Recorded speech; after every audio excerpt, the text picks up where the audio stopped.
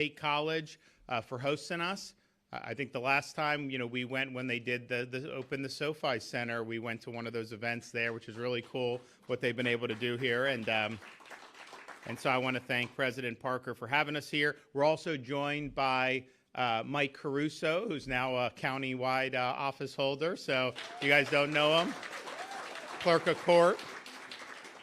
And then we got the Attorney General of Florida, James Uthmeier, is here. So we have an announcement that both the Attorney General and I will talk about. But before I get into that, I do want to make another announcement. So I think, as most people know, we had a terrible thing happen in St. Lucie County where you had an illegal alien who was driving this big tractor truck and decided to try to do a U-turn where they have the official use only. Those are little gaps in the highway for highway patrol and law enforcement, and it was obviously a total disaster to even try that. You had a car coming that ran into it, and 3 Floridians were killed. This was somebody that was issued that CDL actually in 2 different states, Washington State and in California, and should have never obviously been behind the wheel. Doesn't even speak English. You gotta, if you want to drive, you gotta know the road signs and stuff, and it's just the reality. So it was a really horrible thing. At the time, there was not any eyewitnesses. He didn't speak English, so they got all the facts they could. But then when they got the videotape, they saw. So immediately he fled to California, obviously sanctuary state. He was able to be detained in California, and so today I'm sending Florida's new Lieutenant Governor, Jay Collins, to California, and tomorrow morning he is going to take possession of this illegal alien, extradite him back to the state of Florida, and we're going to throw the book at him when he gets back here for what he did. So you can count on that.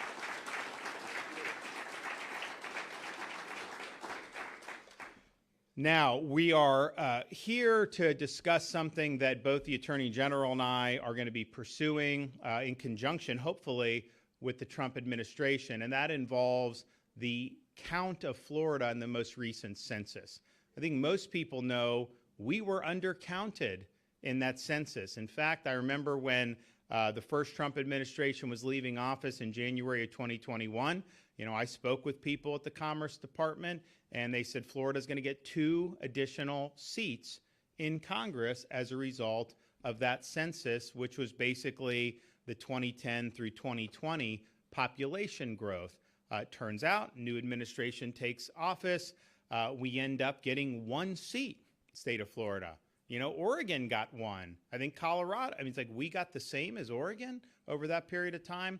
And even the Biden administration a couple years later said that there was undercount in Florida, that Florida should have gotten at least 1 more seat in Congress, and that some of these other states, and look, I'm not a conspiracy theorist, but every state that got shortchanged was a Republican state, and every state that got more was a Democrat state. That's just the truth about how that census was applied.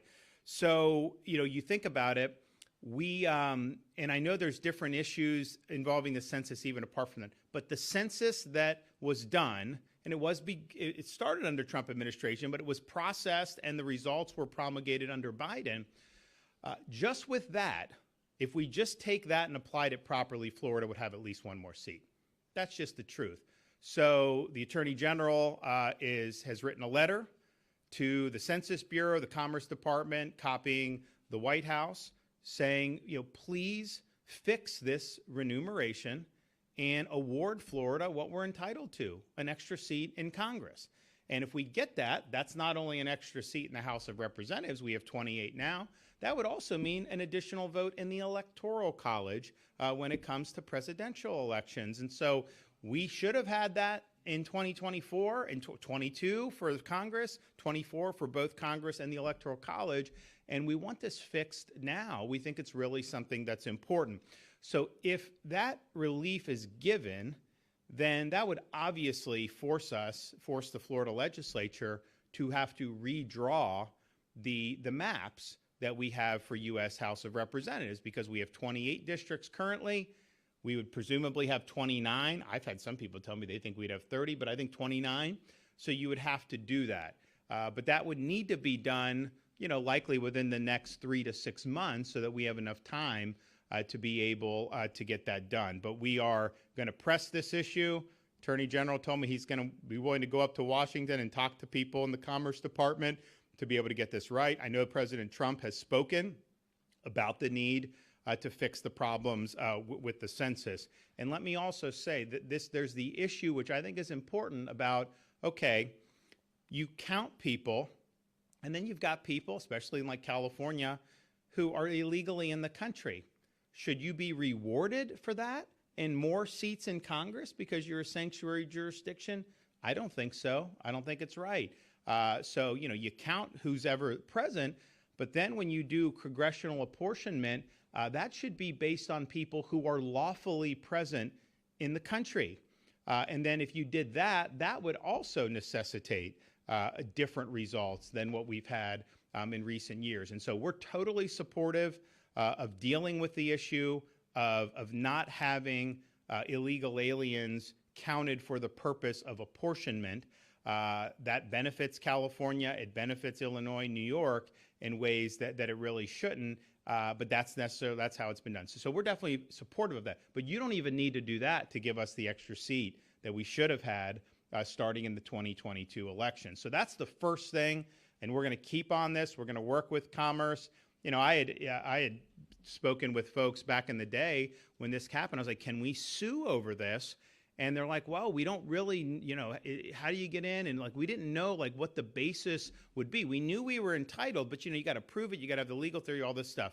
And we were not going to get any help at the time, of course, from the Biden administration. Well, now Biden administration has since had to acknowledge that there was an undercount. And I know the Trump administration is of the same mind. So we're in a position now where I think we may be able to get positive relief. The other issue that is going to be significant, that's going to have a bearing on Florida's congressional districts, is the idea of race-based districts. So the U.S. Supreme Court has accepted a case. It's going to be argued in October, basically asking the question about whether is it appropriate to use race when you're drawing districts. So the current iteration of the Voting Rights Act has been interpreted to mean that if you have a majority-minority district, that district has to be kept into a similar configuration such that the majority can elect a candidate of their choice, which basically, it doesn't necessarily mean, if that district elected a Republican, they would say that that's a bad district. It basically means that district has to elect a Democrat. That's the way this has been interpreted over the years. We have at least one in our congressional map that is configured strangely to be able to comply with that interpretation of the Voting Rights Act. People are now bringing a challenge saying, you know what, Voting Rights Act means you show up to vote. If you're a lawful citizen, you get to vote. They can't play games with you. They can't make one person go in with nothing, and then someone, because they're a different color, have to be able to recite the Odyssey from memory. Otherwise, they fail the literacy test.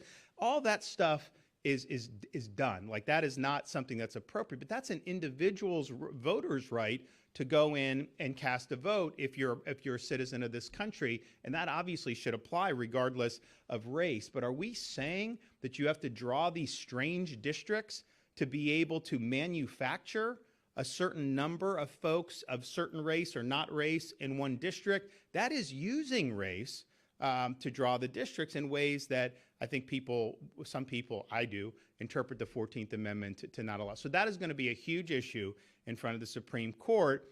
I think because they're hearing it this early in the session, that they likely are going to render a decision on this perhaps by the end of the year, the beginning of next year. Our primary is a year away, so we have time to be able to digest those changes. But if that decision were to come down and to say that those districts are problematic, Florida would be forced with that as well, even if we didn't get the extra seat, to go in and do a new map. And as you remember, well, some may remember, I had to veto the Florida Republican legislature. I had to veto their map last time because they drew this 200-mile district from Tallahassee to Jacksonville, this little squiggly district across the northern tip of Florida, and it was purely to manufacture a certain racial composition. It was not a VRA district, though. This was them doing that apart from that. And I said, that's not constitutional. Like, regardless, however you think the VRA should be interpreted, if it's a VRA district, federal law, fine, you deal with that. But this was not. No one was even claiming it was. And so I said, I'm not going to sign that. And we vetoed the map. We had to fight them on other stuff, but we got a map in.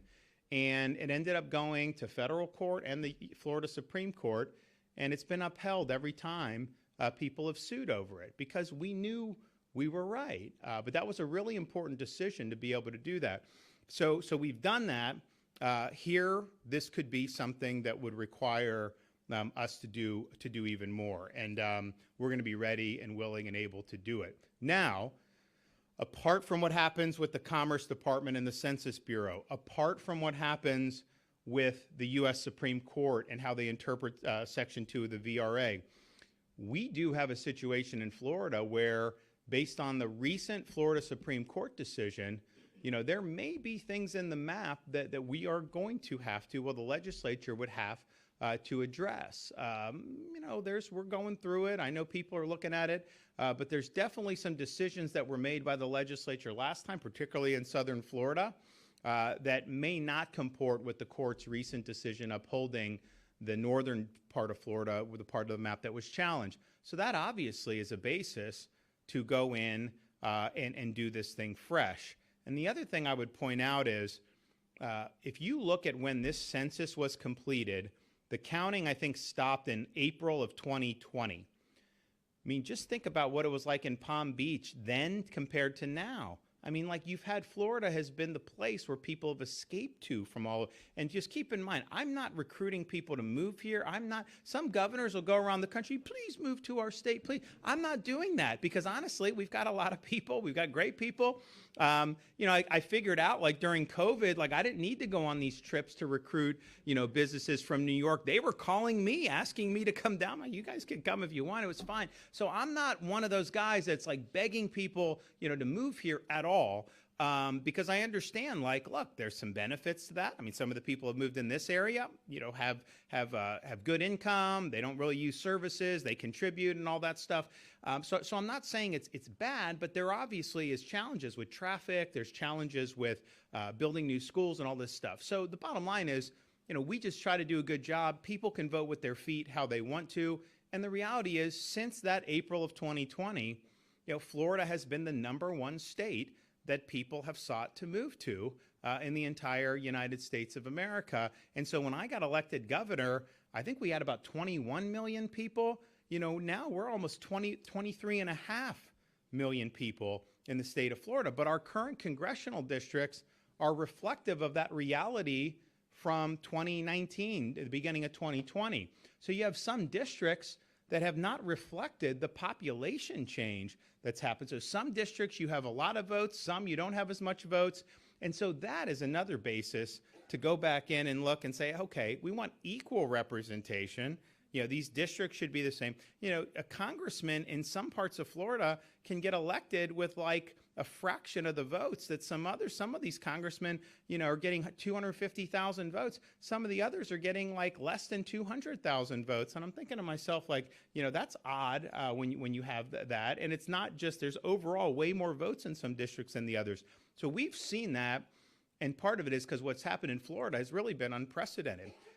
We've had really significant growth and migration, and our congressional map should reflect that. So this is something that we are going to have to address as a state. I've spoken with some folks in the Florida legislature, and I think that there's broad acknowledgement that this is something that is going to happen. We do have some things that will happen between now and the spring that will inform exactly how we're supposed to do this, particularly if we get another seat or if the Supreme Court says that the racial-based districts are unconstitutional. That we would have no choice as a state but to go in and do a new congressional map. But this is something that's kind of stuck in my craw for a number of years, because I remember telling everybody we were going to get 2 seats in the last census. And then when they came out with them, we only got 1. And I was looking around, and I'm like, they told me Rhode Island was going to lose a seat, and we were going to get 2. And then Biden comes in. Who's the Commerce Secretary overseeing the census? Former governor of Rhode Island. Did Rhode Island lose a seat? No. Did Florida get 2? No, we only got 1. So there's all these questions, and so I've been frustrated with it. We were not going to get anywhere, I think, under the Biden administration. And I know the president has personally spoken about the need to get the census right. So we have an opportunity to do that and to basically give Floridians what they're entitled to, which is fair representation. So I want to thank the Attorney General for taking the lead on this and working with the Trump administration. This is time sensitive, though. I mean, Florida, we have more time than most because our primary is not for about a year away. And we have filing that probably can get pushed to June for congressional if we need to, like the state offices. So we do have some time, but it's certainly if they're going to go back and fix the census, I mean, that would be something that they would need to act on as soon as possible. So hopefully Florida can play a role in getting this right, not just for the people of our state, but for the United States. James?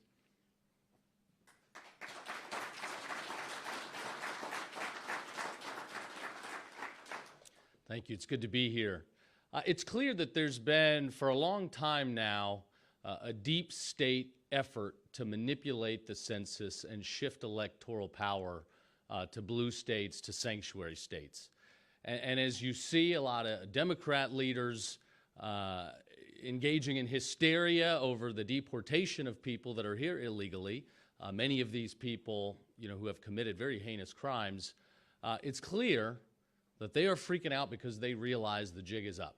They had a deep-seated plan. They wanted to open the border, flood these people in, spread them into sanctuary communities, and ultimately get great or disproportionate electoral power because of it. And think about it. Somebody that is not here as a lawful citizen doesn't have the right to vote.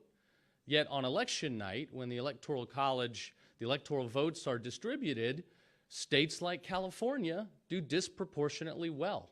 It's estimated, and we don't know the total number of people here in this country illegally, but it's estimated that at least 20 to 30 congressional seats, electoral votes, perhaps would shift if we were truly apportioning based on lawful U.S. citizens. So we applaud President Trump and the administration for recognizing this problem, this challenge to our Constitution, this challenge to true electoral representation in this country. We're certainly going to do everything we can to help them get it right. Now, as the governor said, we in Florida, we have our own exacerbated problem. And I saw it happen firsthand. I was appointed to be a senior advisor to the Commerce Secretary, Wilbur Ross, a local resident here, in the first administration, and the Commerce Department oversees the Census Bureau. So as the tabulations were beginning, as the numbers were coming in, it was always projected Florida would get 2 seats. That's certainly what I thought was going to happen, maybe even 3, given the population growth we were seeing even before COVID and the rise of the Free State.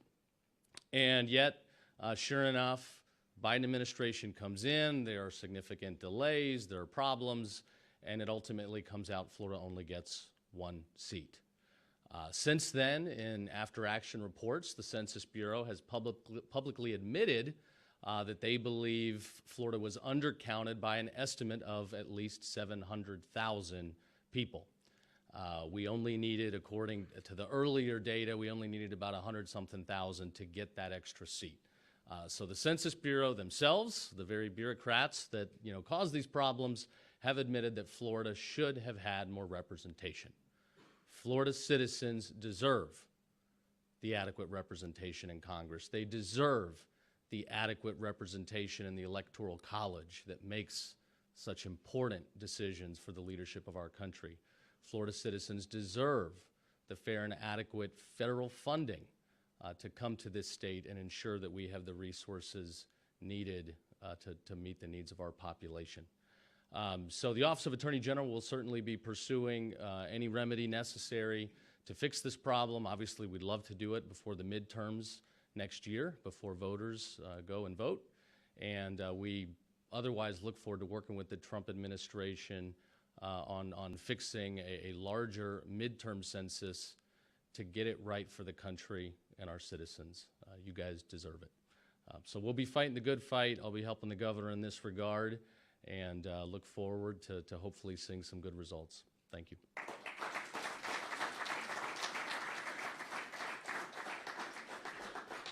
You know, one thing that's important to point out is Florida, you know, I vetoed the map last time. It did have unconstitutional racial gerrymandering. We did a map, and, you know, people were howling about it because the reality is, we did it on constitutional grounds, but they didn't like the fact that that gerrymandered district would have likely been a Democrat, and then that was taken away.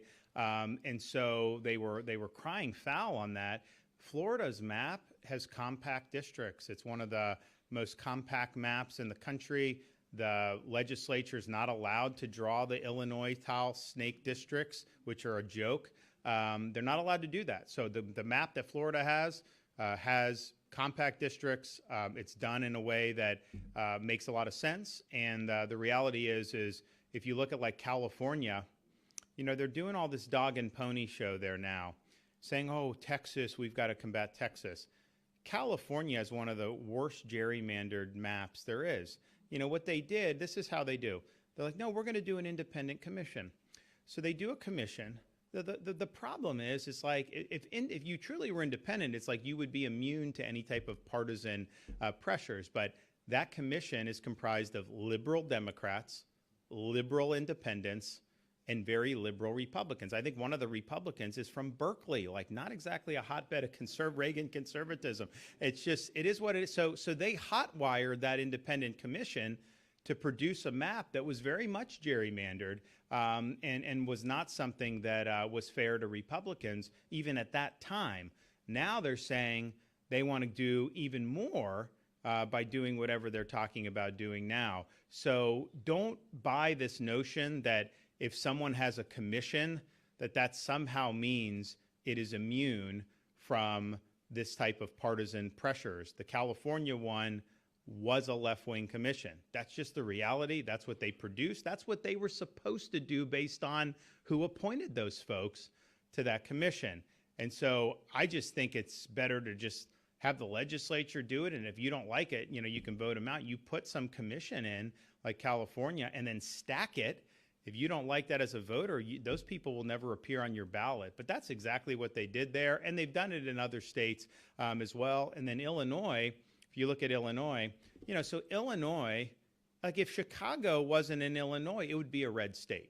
You know, there's some dots blue, but like most of it is red outside of Illinois. So if you drew compact districts, you know, you'd have probably 6 in the Chicago that would be like 90-10 Dem, right? But then all the other ones would probably be Republican districts, and they didn't want that. So what they do is they go into the city of Chicago, they find enough Dems, and they draw a map out to the burbs and the rural to do that, so they know a Dem can win. Then they go to the next part of the city. They draw it out with the rural and all that. So just look up their map on Google Maps and Google Image, and it'll come up, and you can see it. And it's a joke. And I just find it funny that Texas, whatever they, you know, I don't know what the status is. I know they were trying. These Democrats flee, and you know, a lot of the media is like acting like Texas is like so out of bounds. I never heard anything about Illinois. Like it was almost like they didn't care about Illinois. You even have the governor of Illinois. He's sheltering these Texas Democrats who are fleeing. First of all, you should be there doing your job, not running and hiding. But they're fleeing to Illinois to protest gerrymandering. You're going to Illinois to protest gerrymandering? I mean, it's just ridiculous. So Florida, you know, what we did, you know, we were attacked at the time. You know, the reality is people can pull up, you know, that map and see, you know, how it was done. So this is going to be something, you know, we are going to have to address this in one form or another. We will do that. But I do think that there's going to be things that are going to happen throughout the balance of this year and the beginning of next year. Maybe get a tweak to the census, Supreme Court rule on racial gerrymandering.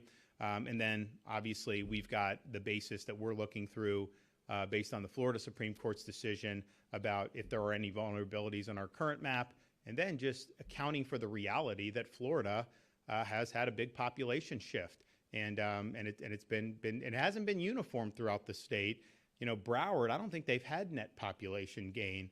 You have some other places. I mean, Palm Beach has had net gain. You've had other parts of the state definitely net gain. But there's some that boomed, some that were, you know, fine. No one did bad, but it isn't uniform the way it's happened. So the map should reflect that. We want to make sure everybody's vote counts. So stay tuned on that. But this letter has gone out. James is going to be working with Commerce and working with the Trump administration on this. And hopefully we're able to get to a positive resolution for the state of Florida. Okay, we got any questions? Yes. Yes, Governor Dave Bowman, WPTV. You had mentioned racially drawn districts, and you said at least one in our state. Is that the one represented near here by? Yeah. So if you look at the map, there's one that has like almost like claws that go out. It's the most irregular shaped district on Florida's map. It's not really what the legislature is supposed to draw pursuant to the Florida Constitution, but the reason why they were able to do it is to ensure, at least on the surface, compliance, you know, with the VRA Section 2. Like I said, the case in the Supreme Court is, well, wait a minute, you know, voting rights means you show up, you know, I think you got to show a picture ID like we do in Florida. You got to be a citizen, all that, but you know, you have a right to vote if you're eligible. And that shouldn't be encumbered. That, to me, is what voting rights are. It's not to try to do these like somersaults on a congressional map to try to engineer, you know, something based on characteristics that I don't think really speak to people's, you know, character or ideas. But yeah, that would be the one that was the most irregularly shaped. That if the U.S. Supreme Court said that you can't do that, you would be forced to redraw that one 100%. I hear what you say about California and the Independent Commission. I'm not going to challenge you on that. However, purple states like Michigan and Virginia have independent commissions as well. My question is, would the people of Florida have more confidence in the legislature drawing maps and not having accusations of gerrymandering than if an independent commission appointed with a lot of input, obviously from you and the Republican majority? Would that be a better solution than having a state legislature? It would be a much less accountable solution. You know, you have as voters, you can hold the legislature accountable. Every 2 years, you get to go and hold them accountable if you don't like what they're doing. And that ultimately is the protection that you have as citizens to be able to basically, if you don't like what's going on, like they say, you can throw the bums out anytime you want. But I would also just point to the Florida legislature, and look, I had folks in my office that were, because you know we had a disagreement on the map, so they were drawing. Look at Florida's map. Look at the compactness of the districts. It was well done. It just was, and I think you would see something similar. Florida's Constitution says you got to have compact. You got to try to follow boundaries, geographical boundaries, municipal, the best you can to make it a sensible district. And I think the map that we have now does that. Now, the people at the time, particularly, you know, the other party, they didn't like it because we did dismantle that gerrymandered district. And it did cause a change in the partisan representation for the state in terms of our whole delegation. But that wasn't the intent of it. That was an effect of it because we were abiding by the Constitution. Williams with WPBF 25 News. My question is going back to your first point about the truck driver from last week. Can you detail how state troopers were able to determine that Singh entered the U.S. illegally?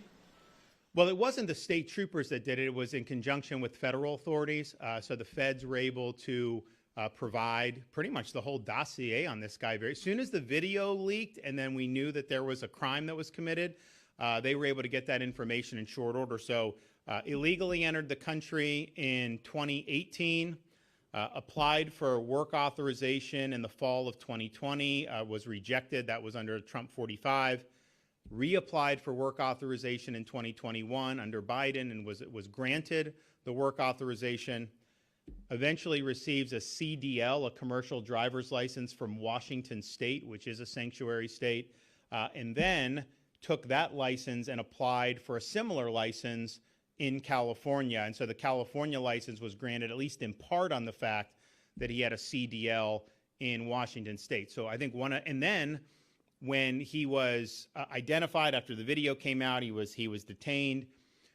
The feds, this happened within the last few days, they conducted a language test on him. You're supposed to be reading these signs. You're supposed to know what the hell you're doing. That's true if you're driving a little VW Bug, much less a tractor trailer. And yet this guy, he abysmally failed the English test. Like, not even close. Like, not even broken English. Like, this guy did not know English. And yet somehow he was given a CDL by Washington and a CDL by the state of California. And that should not have happened. That is wrong that happened. So you have a real serious issue and a breakdown here. But I would say part of the problem, and I mentioned this yesterday, this guy came from India, right? He comes through the southern border illegally. He gets caught and he claims asylum. That is not what asylum is for. First of all, if he was really being persecuted in India, how many countries did he pass through where he could have claimed this?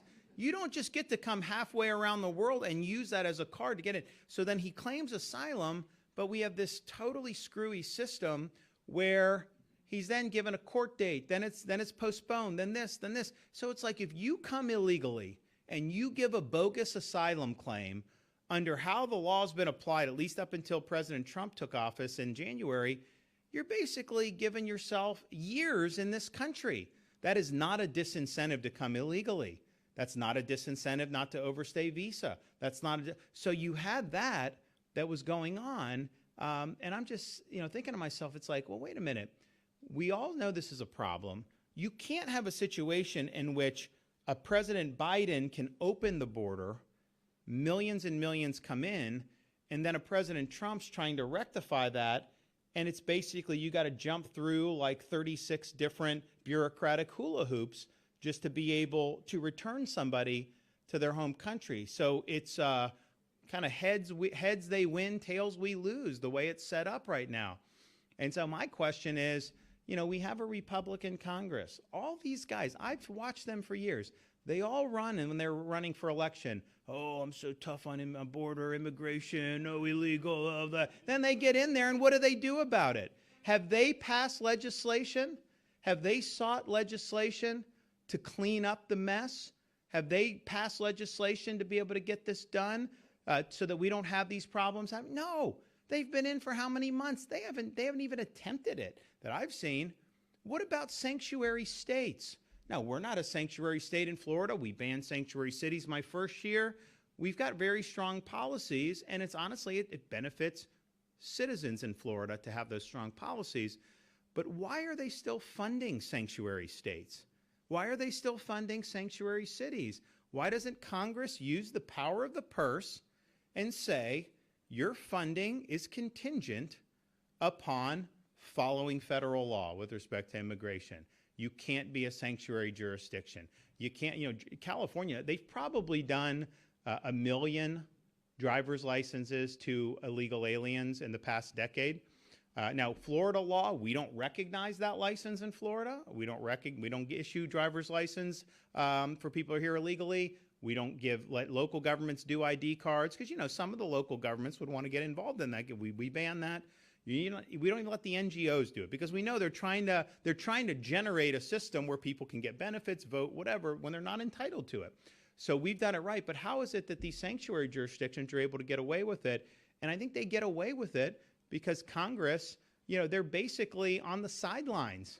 It's like they just kind of sit in the cheap seats and watch everything unfold without actually using their constitutional authority to fix these problems. So this was avoidable. This should have never happened. There were obviously major screw-ups by Washington State and California. Well, I shouldn't even say that because I think that's their policy to be able to do that. So those are misguided policies. But the bureaucratic morass that happens when somebody will come in and claim asylum, really is a farce. Abigail with the Sun Sentinel. This builds off of a question that was already asked, but do you think that the boundaries of Jared Moskowitz congressional district should change? I'm not sure. I didn't draw the current map. I don't know whose district is whose.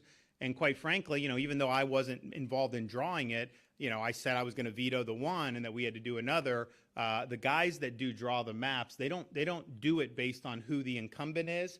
They basically do it based on, what makes sense in terms of geographic. So, we had some incumbents that were complaining last time, and they were like, oh, you're trying to go after this. No one was gone after. It had no impact on anything. Now, I will say, clearly, if the VRA is found to be, the application of the VRA is found to be unconstitutional of the race-based district, that district here will definitely change. So that we will be mandated to do it. And my sense is that would probably have spillover effects for a lot of places in southern Florida.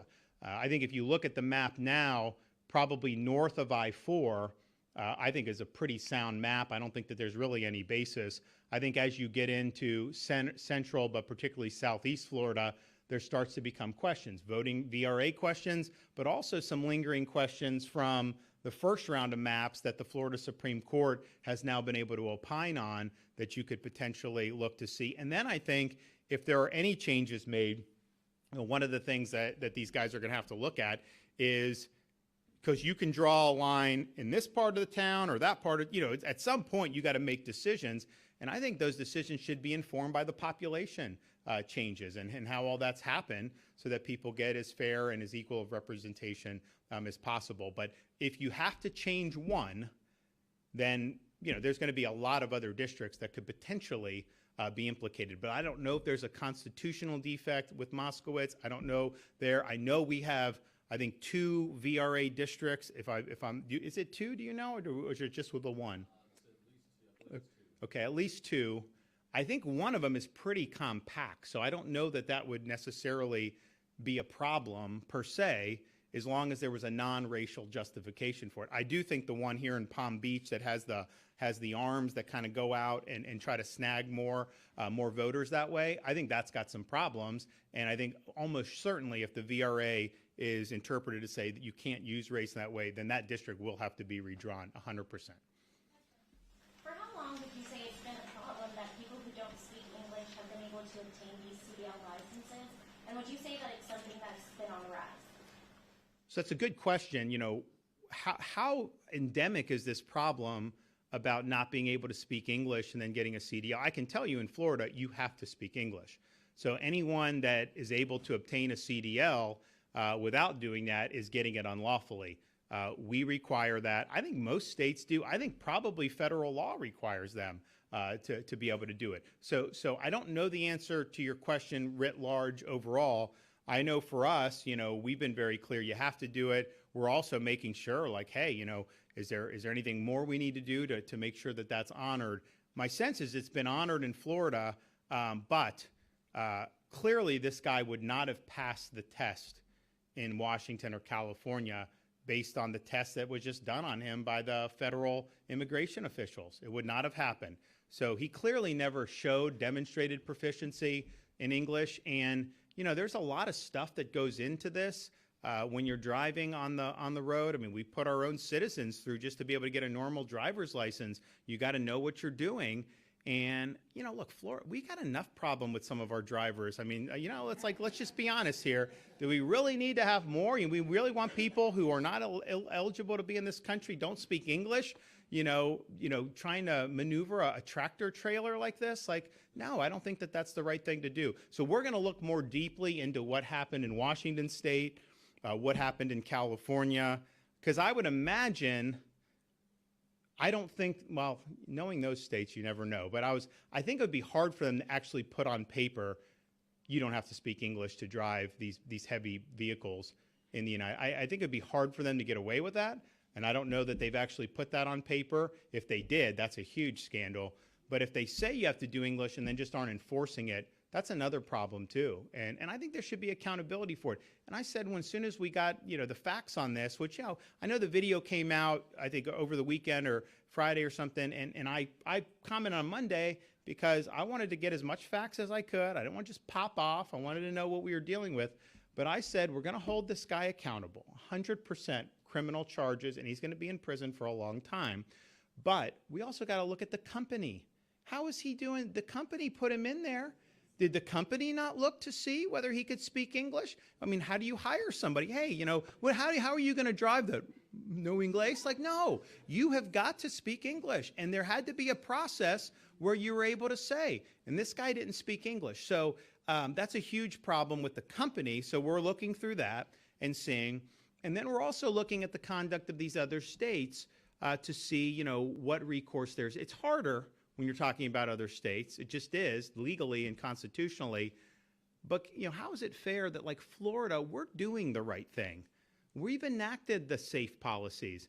We've enacted policies to discourage illegal immigration, not to encourage it. California does the opposite. Washington State, sanctuary state, they are inviting people to come illegally to their state. And, you know, you can say, well, that's the policies they've chosen, but those policies spill over to our states. And that's the problem, I think, that you have. And that's why I think Congress, they need to get with the program here, and they need to start enacting some policies to protect states like Florida from the excesses of the sanctuary states throughout these United States. Okay, thanks, everybody. God bless.